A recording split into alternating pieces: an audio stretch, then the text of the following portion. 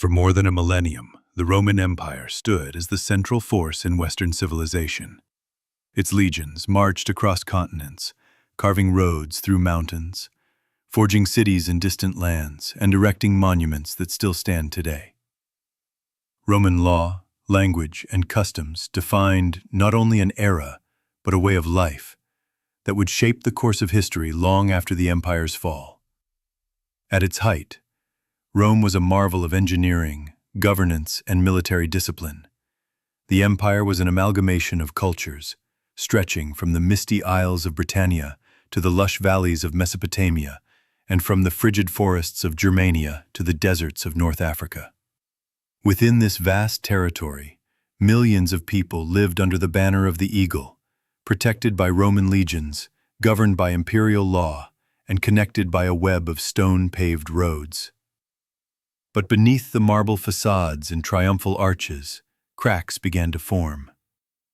The challenges were not immediate cataclysms, but slow, accumulating pressures: corruption, overextension, economic instability, military overreach, and shifting cultural tides. Rome's strength had become its burden. As it expanded, the empire became harder to govern, its enemies more numerous and sophisticated, and its inner workings less efficient. In this long-form documentary, we journey through more than 500 years of history to understand how such an enduring empire came to fall. We will not focus on a single moment, for Rome's collapse was not a dramatic, singular event. Rather, it was a drawn-out transformation, a process of decline, fragmentation, and reinvention that occurred over centuries. We'll begin with Rome at the height of its power, the age of emperors like Trajan and Hadrian, when Pax Romana offered peace and prosperity across a unified Mediterranean world. Then, we'll trace the mounting crises, civil wars, plagues, invasions, and economic collapse. We'll meet emperors and generals, barbarians and bishops, senators and slaves. Each plays a part in the vast, tragic opera that is the fall of Rome.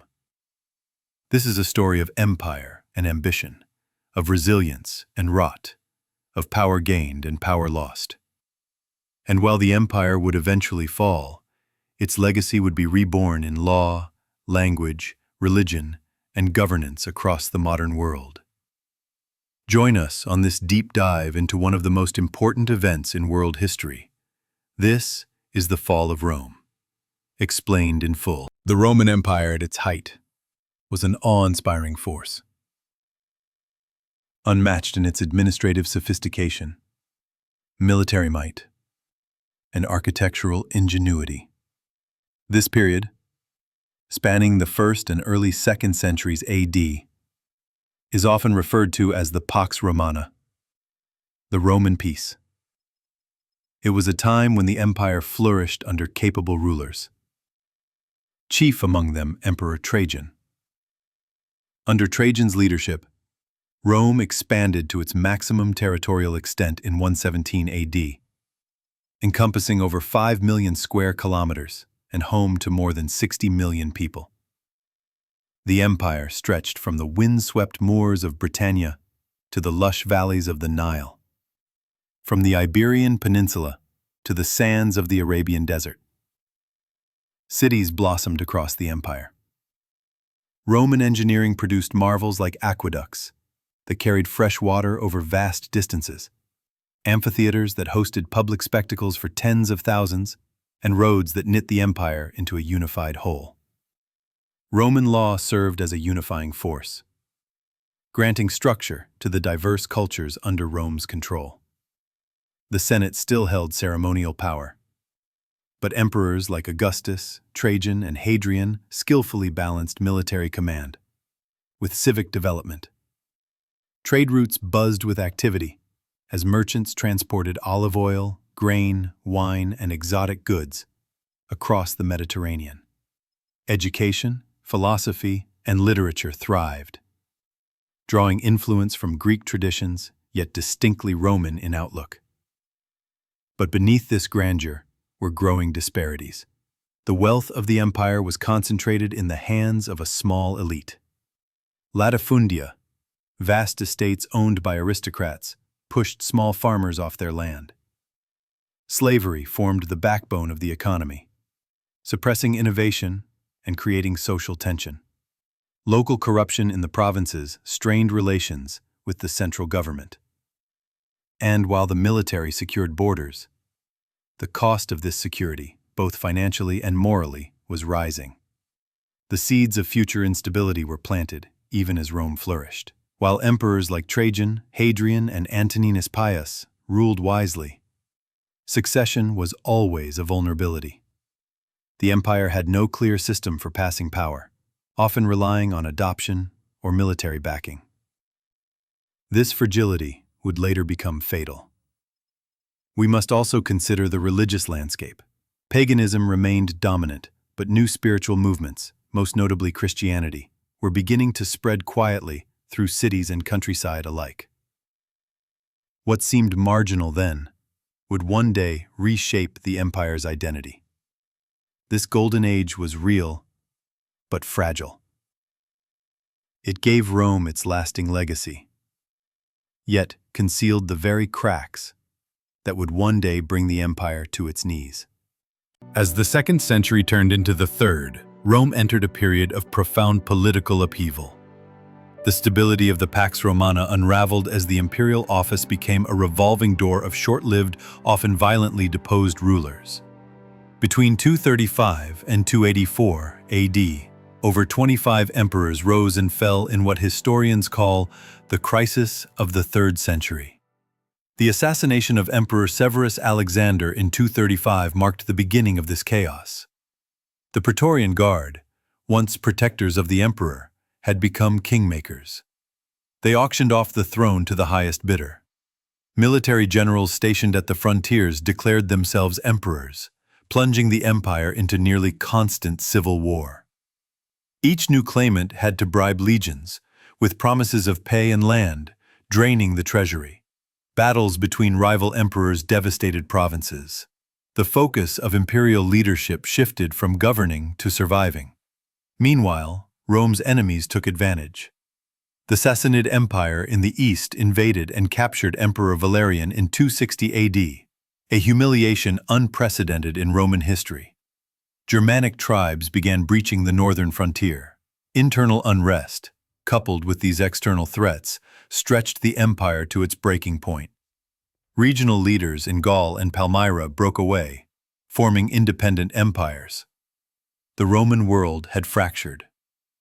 Diocletian's rise to power in 284 would later bring some stability, but by then, the damage was extensive. The legitimacy of the imperial system had been severely undermined. Rome's unity, so central to its power, was being torn apart by internal decay and perpetual war. The crisis of the 3rd century wasn't just about bad emperors. It was about a system under strain, one that relied too heavily on military loyalty, had no consistent succession plan, and had grown too large to manage from a single center of power. It was a warning bell. The foundations of Rome were shaking. Even as the empire stabilized politically under Diocletian and later Constantine, its economic structure was deteriorating rapidly.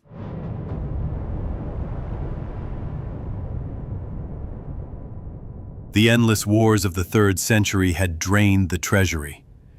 To pay for military expenses, emperors debased the currency, reducing the silver content in coins, which led to rampant inflation. Prices skyrocketed, people hoarded goods, barter replaced cash in many areas. The average citizen could no longer rely on currency to hold value. To combat this, Diocletian issued the Edict on Maximum Prices in 301 AD, attempting to control prices and wages. But enforcement was difficult and often violent. The economic system was becoming less a free market and more a command economy. Agricultural productivity declined. Farmlands in the West were overworked and underpopulated. Small farmers were forced into debt and bound to their land, an early form of serfdom. Meanwhile, cities shrank as people fled to the countryside to escape taxes and government control. The tax burden was immense. Entire professions, such as bakers and blacksmiths, were made hereditary, tying families to roles in perpetuity. The once vibrant middle class withered. Social mobility, a hallmark of early imperial Rome, vanished. Then came plague. The Antonine Plague, and later the Plague of Cyprian, devastated the population. Disease outbreaks in the 3rd and 4th centuries killed tens of millions. Urban centers became ghost towns. The army struggled to recruit. Entire legions were wiped out. With fewer people, less food, and collapsing infrastructure, Rome entered a cycle of economic regression. Wealth consolidated in a few hands, while the masses struggled to survive. The empire still looked impressive on maps, but underneath, it was a ghost of its former self. To the north, pressure was mounting. Germanic tribes, long kept in check by Roman frontier fortifications and diplomacy, were on the move. The root cause lay even farther east: the arrival of the Huns. A fierce nomadic people from Central Asia, the Huns began migrating westward in the late 4th century. Their arrival forced Germanic tribes like the Visigoths and Ostrogoths to flee Roman borders in search of refuge. In 376 AD, the Visigoths were granted permission to cross the Danube and settle in Roman territory. But corrupt Roman officials extorted and abused them, leading to open revolt. The rebellion culminated in the Battle of Adrianople in 378 AD, a catastrophic defeat for Rome. Emperor Valens was killed in battle, and 2/3 of the Eastern Roman army was lost. This event shattered the myth of Roman invincibility. It also marked the beginning of permanent barbarian settlements inside Roman territory. Rome no longer had the strength to push them out. Over the next decades, waves of invasions struck the Western Empire. Vandals swept through Gaul, Spain, and into North Africa. The Alans and Suebi ravaged Hispania. The Franks and Burgundians settled in northern Gaul. Rome's ability to project power was fading fast. These were not mindless hordes.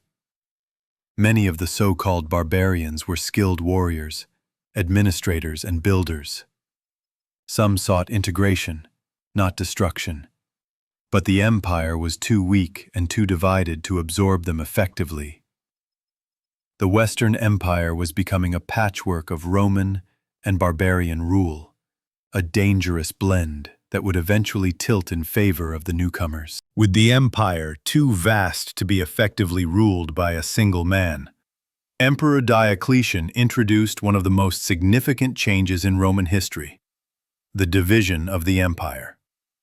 In 285 AD, recognizing the challenges of managing widespread borders, internal instability, and constant military threats, Diocletian split the empire into eastern and western halves. He created the Tetrarchy, 4 emperors, 2 senior, Augusti, and 2 junior, Caesares, to govern more efficiently. The East, centered around the wealthy and urbanized provinces of Anatolia, the Levant, and Egypt, was far more prosperous and defensible. The West, with its sprawling frontiers in Gaul, Hispania, and Britannia, was rural, overstretched, and under constant threat. Diocletian's system brought temporary stability, but ultimately could not hold, as personal ambition undermined cooperation. After Diocletian's retirement in 305, civil wars erupted again. Eventually, Constantine the Great emerged victorious, reuniting the empire under a single rule. He established a new eastern capital, Byzantium, which he renamed Constantinople. Strategically located between Europe and Asia, and defensible by sea and walls, Constantinople would become a new center of Roman power. Constantine also ushered in one of the most transformational periods in Roman history. He legalized Christianity with the Edict of Milan in 313 AD. Christianity, once a persecuted sect, now had imperial backing. Pagan temples were replaced with churches. Bishops gained political power. Over time, Christian doctrine would help define the moral and legal structure of the empire. Yet beneath these reforms, the division persisted. The East flourished, while the West stagnated. Constantinople became the cultural and economic heart of the empire, leaving Rome and the western provinces in decline. This divide was more than political. It was cultural, linguistic, and spiritual. Latin remained dominant in the West, while Greek reigned in the East. Administrative practices diverged, and while the East invested in fortified cities and a strong centralized bureaucracy, the West struggled with decaying infrastructure, a weakened aristocracy, and constant military pressure. By the late 4th century, the empire was officially divided for good. Although it still bore the title of a single Roman Empire, in practice, it had become two worlds, one rising, the other slipping into darkness. In 410 AD, the unimaginable occurred. Rome, the eternal city, was sacked by a foreign enemy for the first time in 800 years. The Visigoths, led by King Alaric, entered the city after years of mistreatment and failed negotiations with Roman leadership. The sack lasted 3 days, during which temples, homes, and public buildings were looted. But this wasn't just a military failure. It was a psychological catastrophe. Rome had long been the heart of the empire, even if power had moved elsewhere. Its fall sent shockwaves through the ancient world. Saint Jerome, writing from Bethlehem, lamented, "The city which had taken the whole world was itself taken." The sack was the result of years of mismanagement. Alaric had initially served Rome as a general, but corruption and distrust drove him to rebellion. Repeated refusals to grant him land and a stable political role turned him into an enemy. The Roman Senate was powerless. The Western Emperor, Honorius, had fled to Ravenna, a fortified city safer than Rome. The empire could no longer protect its own capital. Citizens fled. Nobles bribed their way to safety, and Roman identity, the myth of invincibility, was shattered. The sack didn't destroy the empire, but it broke its spirit. Rome's authority was undermined. Provinces saw the event as proof that the Western Empire was no longer capable of leadership or defense. The Eastern Empire offered little help. Constantinople looked inward, focused on its own survival. The West was left to decay, with barbarian federates filling the power vacuum. The sack of Rome marked the symbolic death knell of the old order. In the wake of Rome's sack, the Western Empire limped on, but its days were numbered.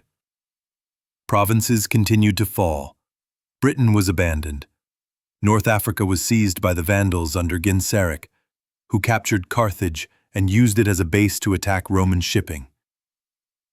The imperial title in the West became almost ceremonial. A series of puppet emperors ruled from Ravenna, often controlled by powerful generals of barbarian origin. One such figure was Ricimer, a Germanic commander who installed and deposed emperors at will. The final decades were a grim cascade. Resources were gone. Infrastructure crumbled. The military, once the pride of Rome, was now filled with mercenaries and foreign conscripts. The loyalty of the legions was unreliable. In 476 AD, the last Roman emperor of the West, a teenage boy named Romulus Augustulus, was deposed by the Germanic chieftain Odoacer. Odoacer did not declare himself emperor. Instead, he sent the imperial regalia to Constantinople, signaling the end. There was no grand collapse, no climactic battle. The Western Roman Empire ended not with fire, but with a whisper. It was absorbed into the new barbarian kingdoms that had been growing within its shell. Yet, even in this decline, echoes of Rome remained.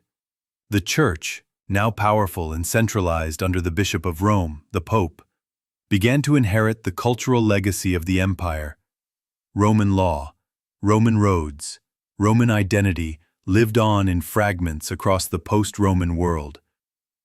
The empire had fallen, but Rome was not forgotten. The fall of the Western Roman Empire marked the end of classical antiquity, but it was also the beginning of something new. Rome's cultural, political, and spiritual legacy would continue to shape the world for centuries. The Eastern Roman Empire, Byzantium, survived for nearly 1,000 years after the fall of the West. It preserved classical knowledge, Roman law, and Christian tradition.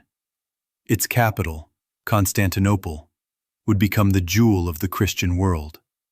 In the West, Roman architecture, language, and governance became the foundation for medieval kingdoms. Latin evolved into the Romance languages, Spanish, French, Italian, Portuguese, and Romanian. Roman law became the basis for many modern legal systems.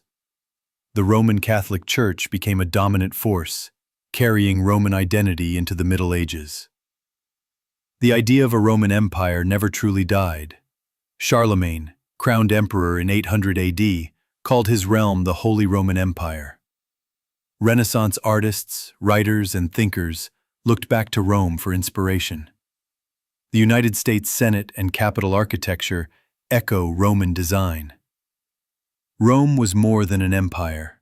It was an idea, a civilization that valued law, citizenship, engineering, and public service. Its collapse was a tragedy, but also a transformation. The ruins of Rome became the seeds of Western civilization. Today, we walk among Rome's shadows. Its aqueducts still stand. Its roads lie beneath our highways. Its words live in our languages. The fall of Rome was not the end. It was the beginning of the world we know.